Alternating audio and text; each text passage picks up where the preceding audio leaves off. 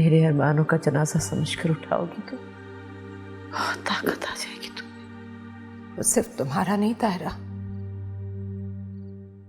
मेरे बेटे के भी अरमानों का जनाजा है। मैं उसे जाते हुए नहीं देख सकती।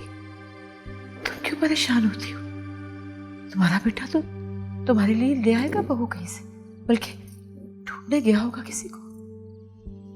अगर मेरा बेटा कसूरवार निकला तो खुदा की कसम उसकी शक्ल नहीं देखूंगी मैं। अब चाहे शक्ल देखो या उसका गला दबा, हमें क्या फायदा? मेरी बेटी की जिंदगी तो बर्बाद हो गई ना। तुम्हारी बेटी की जिंदगी तो बिलाल के साथ भी बर्बाद हो गई थी तुम्हारी तरफ से। फिर अब क्यों रो रही? तुम्हें तो खुश होना चाहिए। दुनिया और आखिरत में सुरखरू हो गई हो तुम।